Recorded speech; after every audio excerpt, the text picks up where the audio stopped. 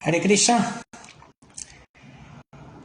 Y con Buenos Aires nuevamente está presente el día de hoy para en este caso compartir sobre Bhagavad Gita tal como es, capítulo 2, resumen del contenido del Gita, texto número 72. Esa brahmi stiti parta nainam prapya vimujyati sthitvasyamanta kalipi brahma nirvanam rikshati. Traducción y significados por Srila Prabhupada. Ese es el camino de la vida espiritual y divina. Después de llegar a ella, el hombre no se confunde. Si incluso a la hora de la muerte uno se encuentra en ese estado, puede entrar en el reino de Dios.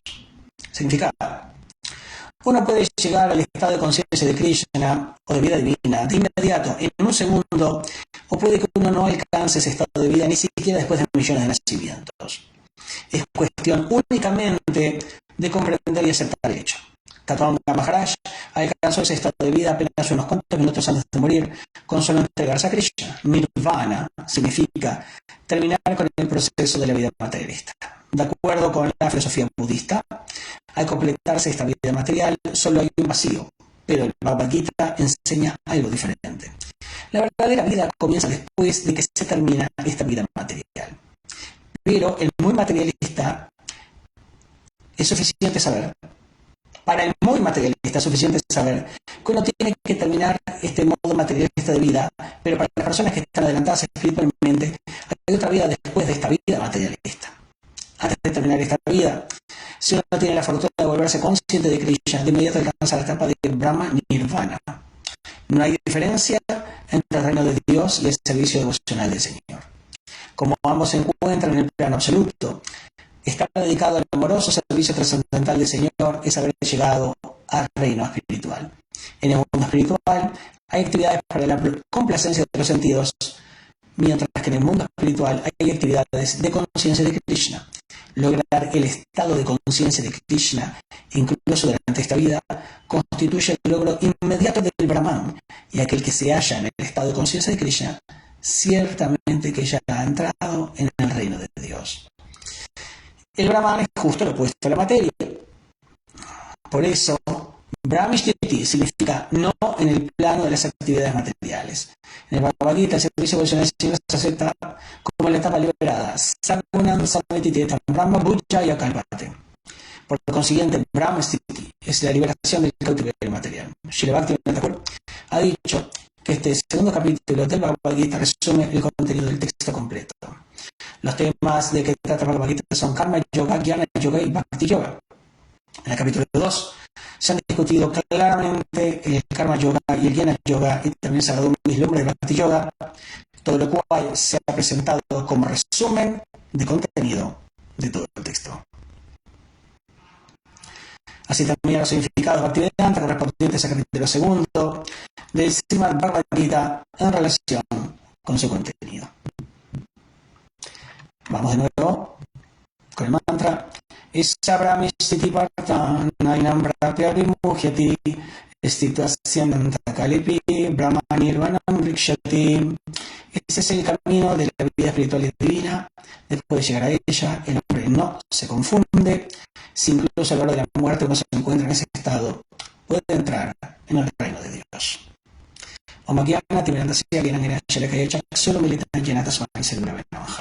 Yo nací en la más profunda ignorancia y mi maestro espiritual me abrió los ojos con antorcha de conocimiento. A él le ofrezco mis más humildes y respetuosas reverencias. El Bhagavad Gita tiene la posibilidad para todo el mundo de ofrecer las palabras directas de los labios del Señor. ¿Ofreciéndonos qué? Ofreciéndonos la verdad absoluta. Porque el Señor Supremo, sus enseñanzas, sus actividades, sus pasatiempos son exactamente como Él. Entonces nosotros acá podemos tomar provecho. Y acá, ¿qué nos está invitando el Señor? A entender primero las palabras anteriores. Comienza el mantra. Ese es el camino de la vida espiritual y divina. Uno se pregunta, pero ¿cuál es el camino de la vida espiritual y divina? Krishna Mantra 271 dice, solo puede encontrar la verdadera paz la persona que ha renunciado a todos los deseos de complacer los sentidos, que vive libre de deseos, que ha renunciado a todo sentido de posesión y que está desprovista de lo falso. Interesante. Interesante. Y unos mantras antes, en el 266, Krishna está diciendo, aquel que no está relacionado con el Supremo, mediante el estado de conciencia de Krishna, no puede tener inteligencia trascendental ni una mente estable, sin lo cual no hay posibilidad de encontrar la paz. ¿Y cómo puede haber felicidad de alguna sin paz? Es clave esto. Es clave. Estamos hablando de paz, estamos hablando de felicidad, estamos hablando del sistema, del modelo que nos va a ofrecer ese resultado. ¿Cuál es la primera instrucción taxativa que da Krishna en el Bhagavad Gita? Incluso antes de enseñar la ciencia del alma, la ciencia de diferencia entre el cuerpo y el alma, nos dice Gatasoma Gatasonsha. Nos dice, los sabios no se perturban ni por los vivos ni por los muertos. No soy chante y no panditaja. Entonces, incluso comienza a hablar de la no perturbación, del equilibrio, de la ecuanimidad, antes de hablar de la diferencia del cuerpo y el alma. Esto es absolutamente clave. Es absolutamente clave. Nosotros estamos aquí hablando que el hombre, el ser humano, el devoto, no se confunde. ¿Por qué? Porque ya entendió el camino espiritual, la vida espiritual, la vida divina, la practica, la sigue, está rendido a ella. Y al encontrarse en ese proceso, en el momento de la muerte, ¿qué es lo que obtiene? Obtiene a Krishna. Capítulo 8 del Bhagavad Gita, donde se enseña la ciencia de la muerte. Está todo relacionado. Está todo relacionado. Pero nada de las palabras del Señor, nada es casual. Nada es casual. Vamos a entender una cosita bien práctica. Cuando nosotros queremos entender al Señor Supremo y nuestra relación con Él, primero tenemos que fijarnos en nuestro objetivo, es Krishna. Pero para entender a Krishna, tenemos que entender quién es Él. Él es Dios. Él es Dios. Es interesante que en el Bhagavad Gita, el Ser Supremo manifiesta sus cualidades divinas. Las explica en el capítulo 10 y las exhibe en el capítulo 11. En el capítulo 10 tenemos los Vibhutis, en el capítulo 11 tenemos a la Rupa, que llena de temor a todo aquel que lo ve. Es algo increíble, extraordinario, portentoso. Sin embargo, nosotros, en un proceso sistemático de comprensión espiritual, tenemos que entender que Krishna es Dios. Lo primero, ¿a quién voy a dedicar mi fe? ¿A quién voy a entregar mi corazón? Tengo que tener, por lo menos, un concepto claro. Tengo que tener confianza en el principio del cual todo emana, del cual todo se origina. Dharmatuya Chandala Pranita. Krishna dice, yo soy el que establece las formas en que a mí se me adora. Muy bien. Muy bien. ¿Queda claro? Entonces yo tengo que tener fe en el Señor, evidentemente, pero también un proceso. Nadie puede tener fe en el Señor si no tiene fe en un proceso. Nadie. Es imposible. Es imposible. Bien. Ahora, entendiendo que el Señor Supremo es el Supremo, lo segundo que nosotros tenemos que entender es cuáles son sus energías. Porque de él emana todo. Él es el Señor de todo. El amo, el dueño, el controlador de todo. Pero tiene energías. Bhaktivinoda Thakur, en el Samla, comentó que el Señor tiene 4 energías relevantes que para esta explicación nos van a servir. Achintya Parashakti, Chit Shakti, Maya Shakti, Shiva Shakti. Achintya Parashakti, la energía suprema. La energía suprema es inconcebible, de la cual todo emana. Significa que emana, y acá especialmente voy a hacer hincapié, emana la creación espiritual.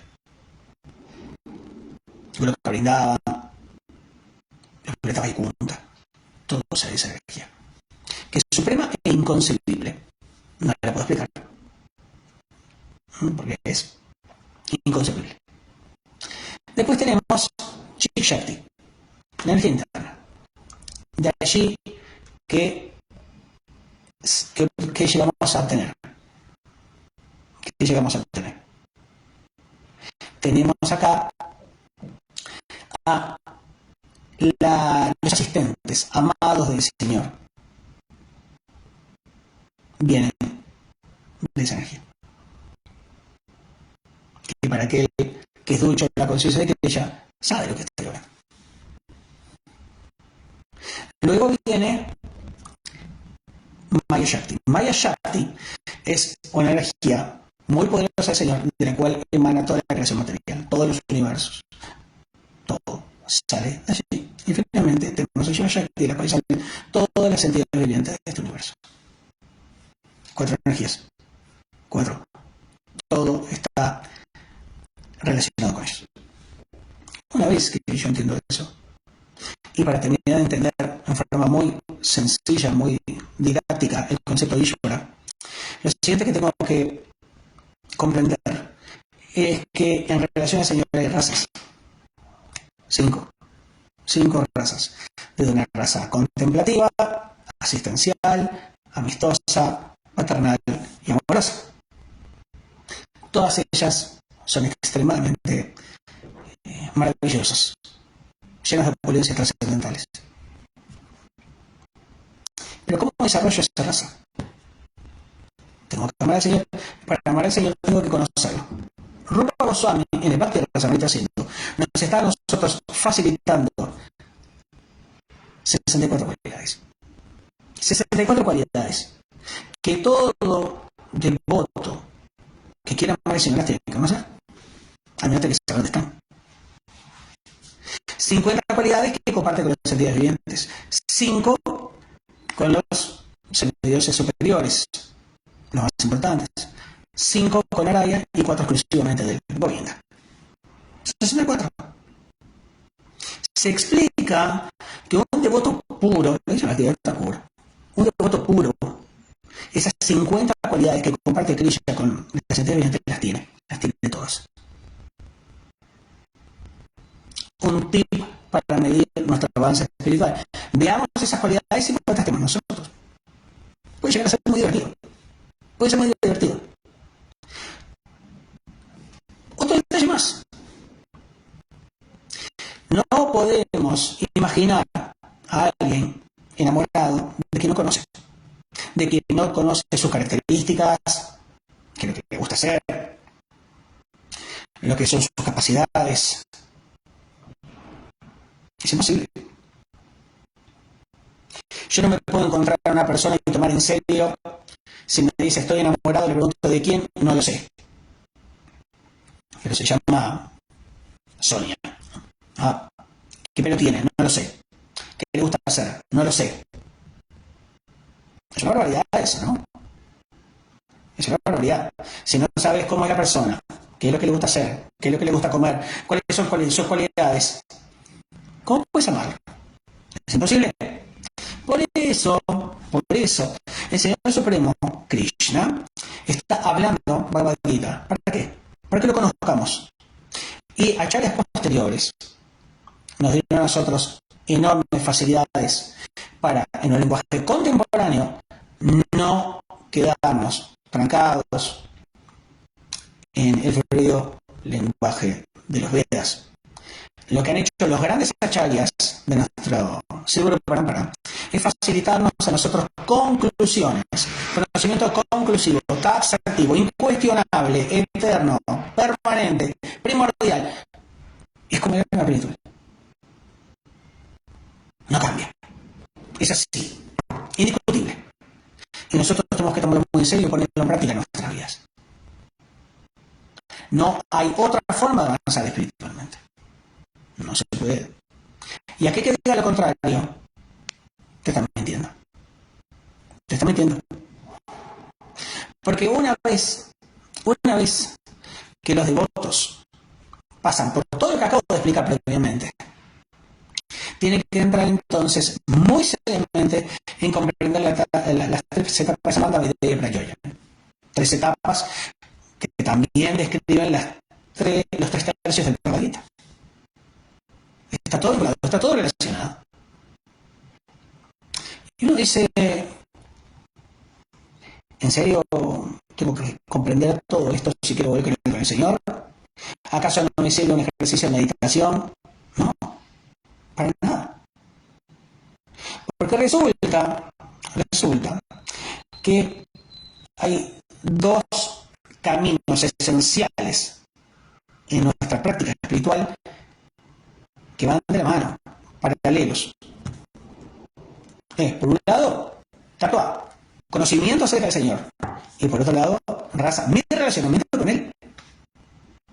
Van de la mano. Yo no me puedo relacionar con quien no conozco. Y a su vez, en la medida que yo me relacione, lo voy conociendo más. Bellísimo, ¿no? Ahora, nosotros podemos ir un poquitito más profundo todavía. Porque si la cosa la tomamos muy en serio, si la tomamos realmente en serio, podemos aplicar estrategias dadas por nuestros acharyas previos. Voy a ir directamente a Prabhupada, nuestro fundador acharya. Prabhupada nos dejó a nosotros un proceso extremadamente adaptado a las necesidades del occidental. Prabhupada vino a predicar en Occidente en el año 65 y a partir del año 66 ferozmente se dedicó a impulsar el proceso de conciencia de Krishna. Proceso de conciencia de Krishna que se sigue sosteniendo y expandiendo hasta el día de hoy.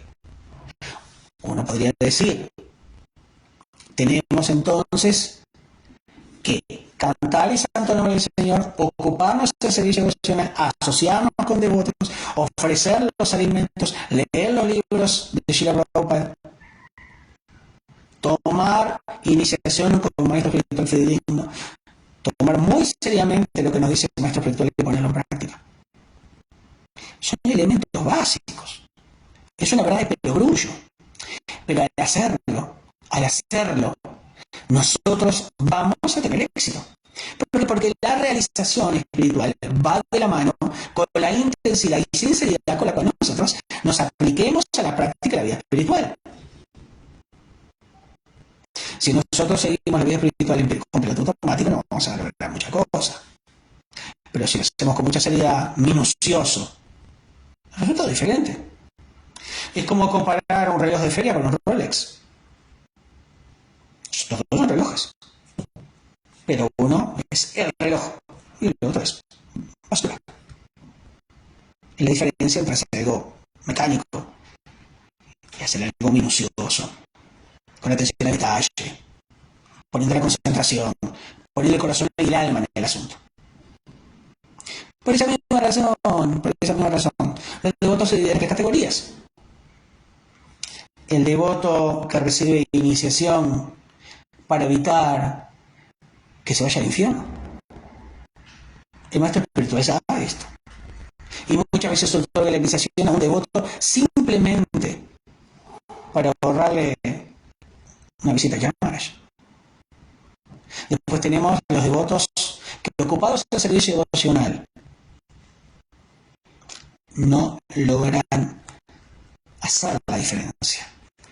Están estables,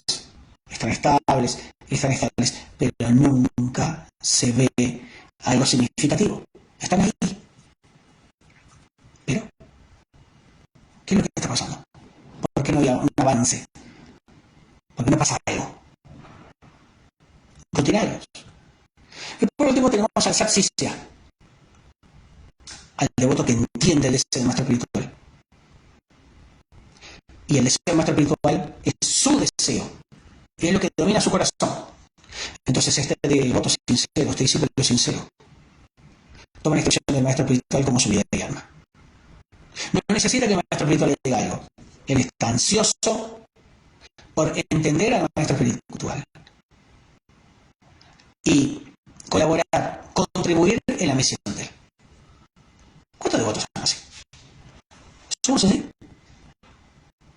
¿Somos satsisya? ¿Discípulos de primera clase? ¿De segunda o de tercera? Una buena pregunta, ¿no? Una buena pregunta. ¿Cuántos años tenemos en la vida espiritual? ¿Cuántos años tenemos practicando la vida espiritual? ¿Para obtener qué resultado? ¿Dónde estoy parado? ¿Tengo disfrute cantando el santo nombre? ¿Tengo disfrute cantando el santo nombre, ocupándome del servicio social, asociándome con los devotos? ¿Estoy ansioso por sumar, por contribuir en la misión de mi maestro espiritual? ¿En serio? ¿O estoy luchando con mis impurezas? Todavía. ¿Luchando con mis impurezas gruesas? Todavía. ¿Estoy ahí? Responder estas preguntas implica sacar una fotografía de nuestro estado actual espiritual. Tenemos que ser introspectivos en algún momento de la vida. Porque el Dios Samuel explica que hay tres preguntas que tenemos que respondernos. ¿Quién soy yo? ¿Quién es mi dueño? ¿Y qué es lo que tengo que hacer para él? Tres preguntas. Que a mí, como Rupa Goswami, le pregunté a Chaitanya Mahaprabhu, Chivera Sarupahaya Krishnera Nityadas. La posición constitucional eterna anteviviente es la de ser un sirviente eterno del Señor Supremo. ¿Muy bien? ¿La entendimos eso?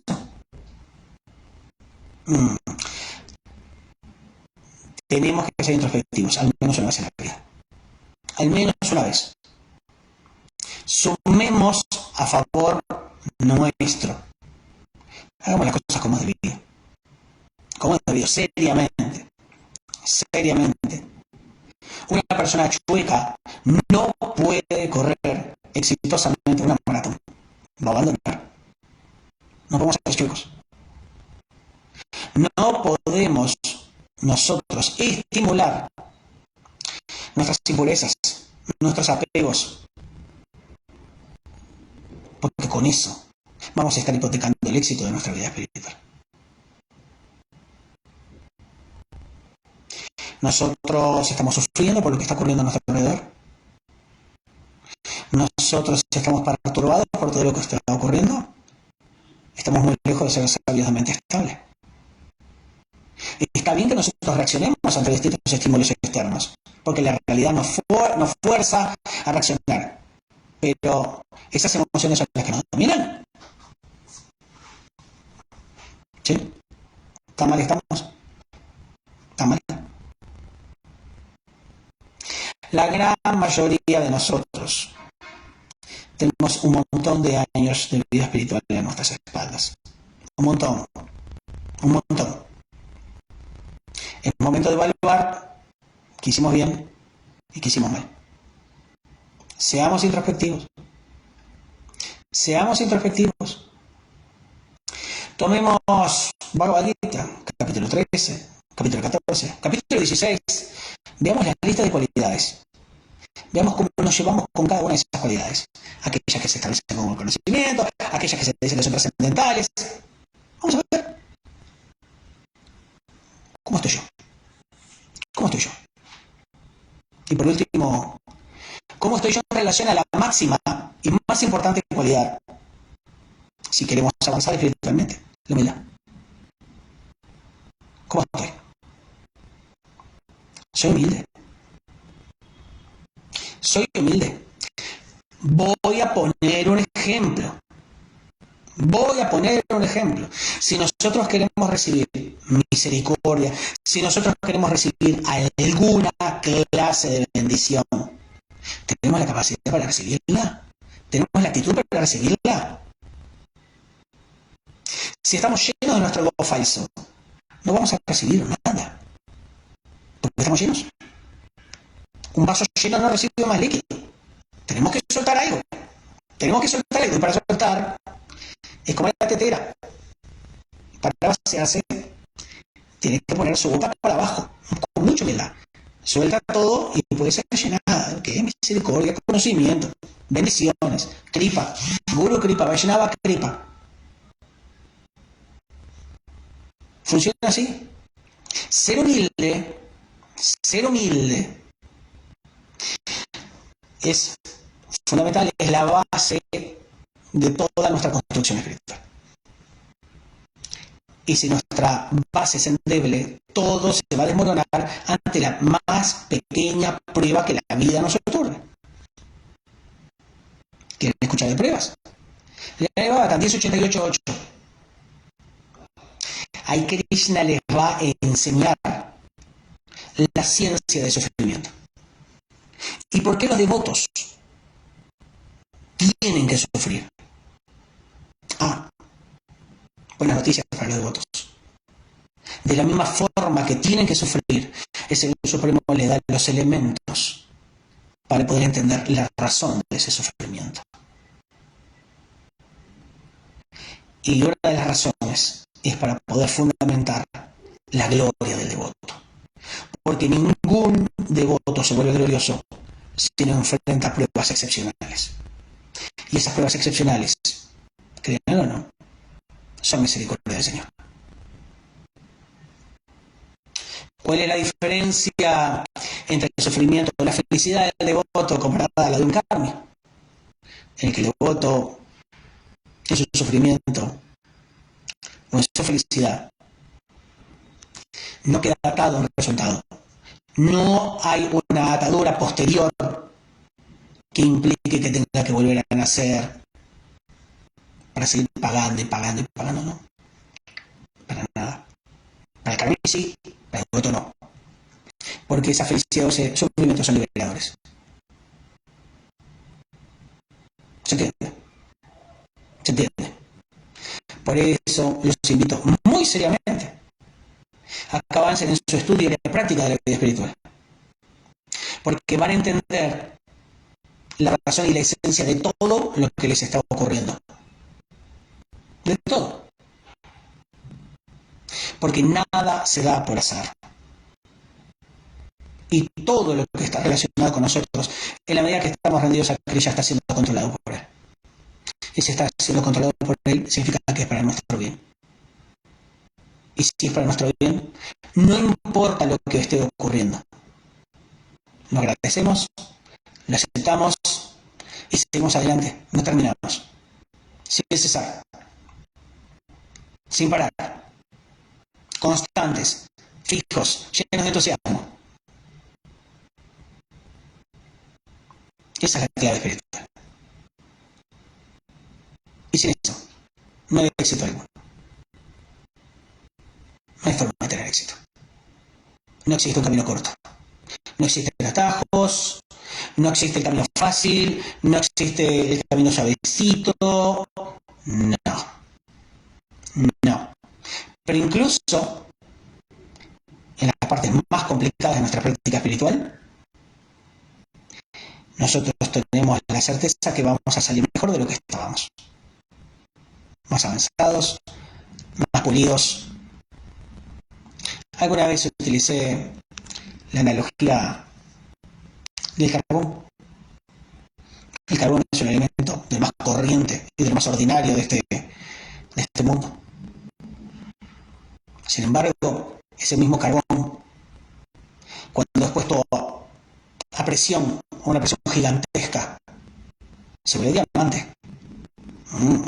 Que es lo más valioso del mundo. Pero cuando es pulido, ese diamante se vuelve brillante, lo más valioso. Entonces, nosotros somos el carbón, el proceso de conciencia de Krishna es esa presión, y el maestro espiritual es quien nos pule, para sacar nuestra mejor versión. Y si nosotros no aceptamos eso, vamos a seguir siendo corrientes. ¿Queremos eso? ¿En serio estamos practicando la vida espiritual para eso? No. No, para nada. Para nada. En absoluto. En absoluto. A partir del mantra siguiente, el Señor Supremo nos va a enseñar la ciencia de la acción. Son mantras claves. Son mantras claves. Tenemos que estar activos. ¿En qué? En algo que sea favorable para los intereses del Señor y que también que cumpla con algunas características vinculadas a nuestra naturaleza. Vamos a entender un poquito más de la letra chica. Procuremos no tener un encare lejano, filosófico, intelectual de este proceso. No. Practiquémoslo, pero con sinceridad, no en forma selectiva. Porque cuando somos selectivos, tenemos ciertos aspectos desarrollados y otros que no. Volvemos de nuevo. Las 50 cualidades vertidas en la meditación, las cualidades descritas en el 13, 14 y 16 de Bhagavad Gita. Vamos a ver cómo estamos. Podemos agarrar papel y lápiz y ver. Los resultados pueden llegar a ser muy iluminadores. Mis queridos amigos, acá terminamos entonces esta celebración, porque el capítulo 2 es un resumen magnífico con algunos de los mejores mantras de Bhagavad Gita, invitándolos a todos ustedes a que puedan con mucha atención y dedicación ocuparse en la lectura y práctica de lo que nos enseña el Señor Supremo. Si alguien tiene algún comentario, permítame hacerlo ahora, si no lo pueden dejar en el muro y después en algún momento se contestará. Pero sigan adelante con su vida espiritual, participen de los programas, ocúpense en el servicio vocacional, están viniendo grandes personalidades, aprovechen esas visitas,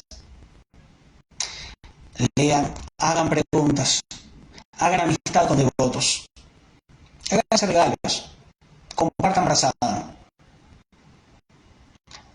Entiendan que la vida espiritual, eso sí con Kartanavayam, se practica con alegría. ¿Y el resultado cuál es? Satchitananda, eternidad, conocimiento y bienaventuranza. De todo corazón, espero que lo hagan así y que sean muy pero muy felices ahora y siempre. Hare Krishna, Srila Prabhupada aquí, Jai.